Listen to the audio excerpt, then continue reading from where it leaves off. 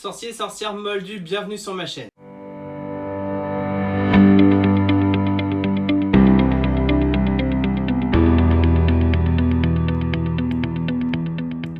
On se retrouve aujourd'hui pour un nouveau DIY. Comme les semaines précédentes, j'ai décidé aujourd'hui de mettre un nouveau tome de la saga à l'honneur en vous réalisant un DIY spécial sur Harry Potter et l'Ordre du Phénix. Dans ce film, on y voit les jumeaux Weasley tester un prototype de leur future boîte à flemme sur les élèves de Gryffondor dans cette scène.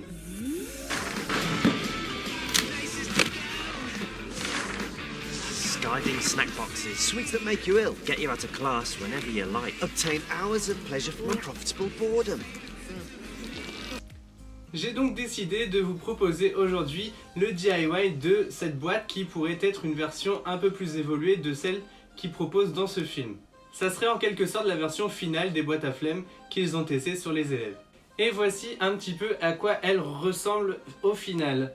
Donc c'est une boîte un peu plus solide que celle qu'on voit habituellement, qui s'ouvre comme ceci et enfin avec des petits compartiments sur les côtés qui s'ouvrent également. J'ai décidé moi de la remplir de bonbons et de gâteaux, mais vous pouvez la remplir de tout ce que vous voulez. Si vous voulez la recette des cookies explosifs et des fondants du chaudron, n'hésitez pas à rester jusqu'à la fin de la vidéo, je vous mettrai également la recette.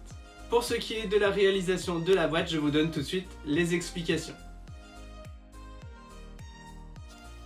Tout d'abord, il faudra trouver chez vous une boîte de ce genre, assez grande et assez solide, que vous allez ouvrir délicatement dans les angles de cette façon. Ce sera ainsi la base de votre boîte à flemme.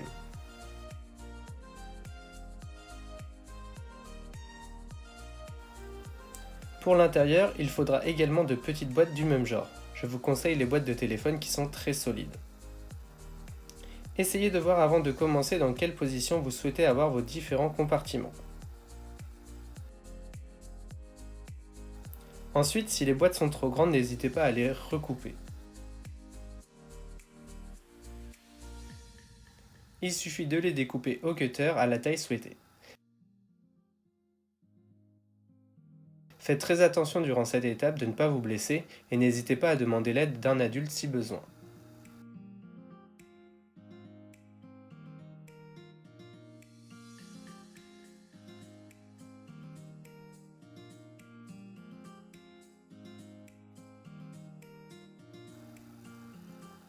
Il suffit tout simplement de venir recoller par la suite le côté à l'endroit souhaité à l'aide d'un pistolet à colle.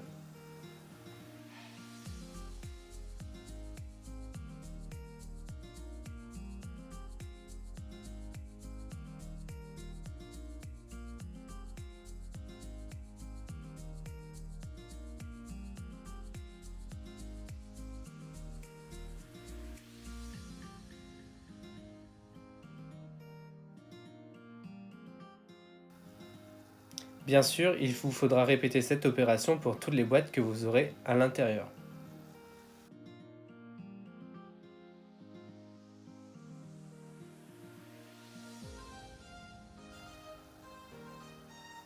Pour le devant de votre boîte, un papier cartonné assez épais fera l'affaire. Il suffit également de le coller à l'aide d'une languette sur la partie basse de votre grande boîte.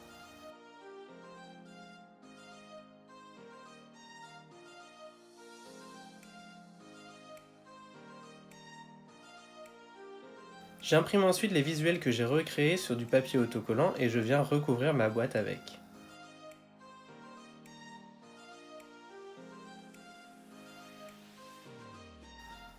J'ai choisi une couleur orange simple avec le logo Weasley en mauve sur le devant et à l'arrière de la boîte.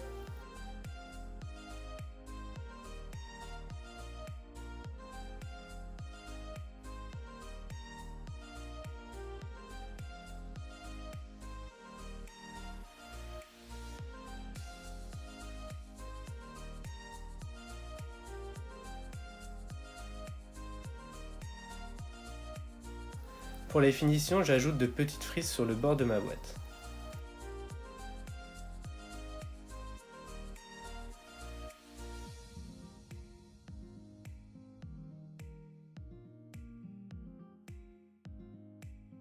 Pour l'intérieur, j'ai repris le mauve du logo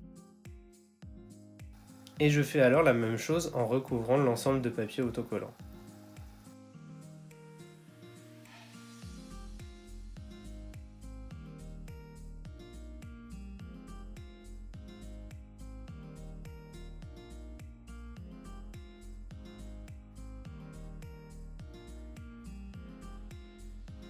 Je suis ensuite venu coller mes petites boîtes à l'intérieur à l'emplacement voulu.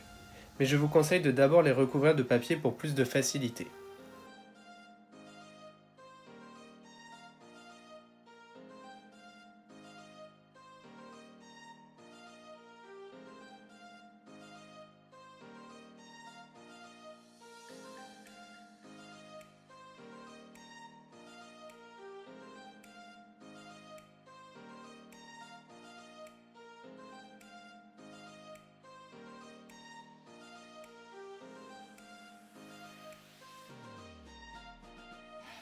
Pour que ce soit plus facile de récupérer les objets dans la boîte du bas, j'y ai fait une encoche.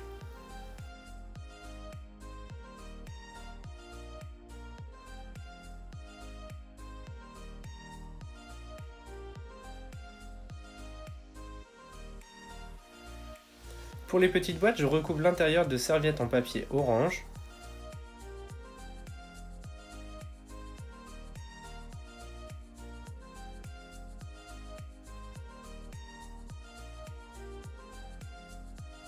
Et je n'avais plus assez de papier autocollant pour les recouvrir. J'ai alors utilisé du papier blanc classique et de la colle. Ça marche également, mais cela est un peu moins solide que le papier autocollant. Et comme vous pouvez le voir, j'ai dû enlever la boîte du centre pour pouvoir les recouvrir. C'est pour cela que je vous conseille de réaliser cette étape avant de positionner vos boîtes à l'intérieur de la grande.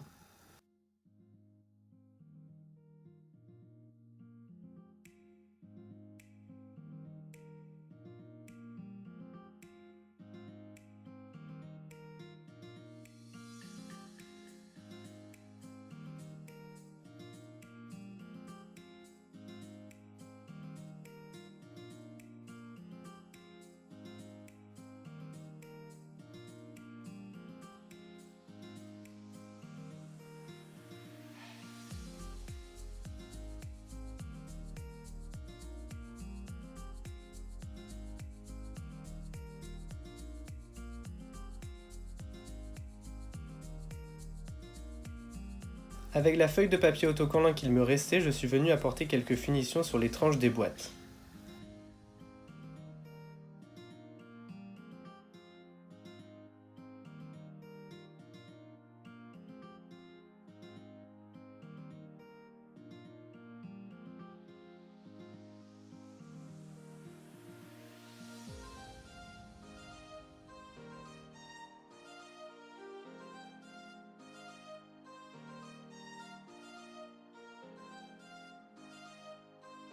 Et j'ai enfin recollé la boîte que j'avais dû enlever à sa place.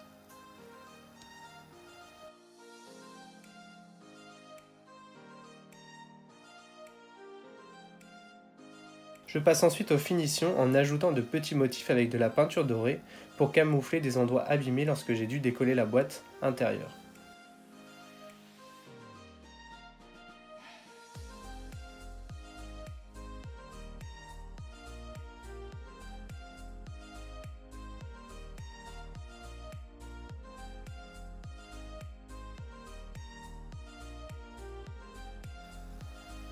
Après quelques minutes de séchage, l'intérieur de la boîte est terminé.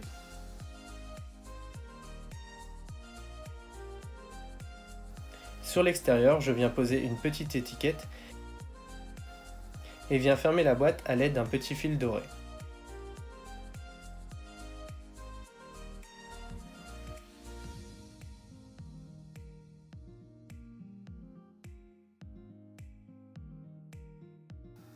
Votre boîte à flemme est ainsi terminée.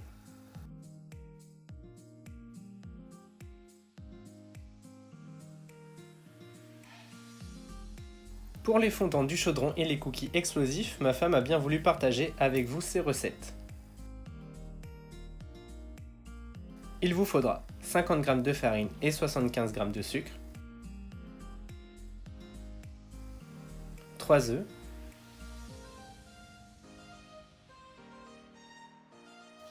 bien mélanger et ajouter 80 g de chocolat et 95 g de beurre fondu.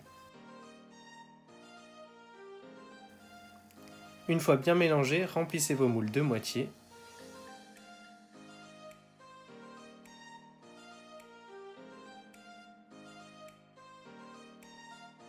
Ajoutez un carré de chocolat blanc et recouvrez du reste de la pâte.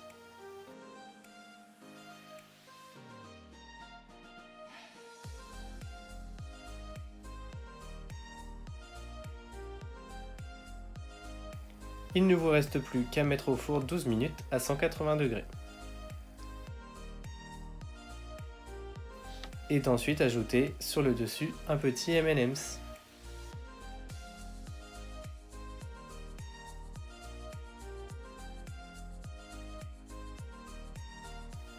Pour les cookies explosifs, il faudra 100 g de cassonade et 50 g de sucre,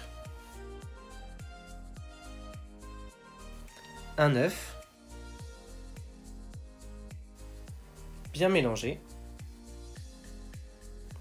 225 g de farine, un demi-sachet de levure, mélangez encore et ajoutez 80 g de beurre fondu. Attention, ici pas de magie, pour que vos cookies soient le meilleur possible, il faut pétrir à la main. Et former 2 petites boules de pâte, y ajouter des pépites de chocolat et M&M's et les disposer sur une plaque de cuisson. Vous pouvez les enfourner 6 minutes à 180 degrés en les aplatissant à mi-cuisson pour le côté explosif. Vos gâteaux sont enfin prêts, il ne reste plus qu'à les disposer dans vos boîtes.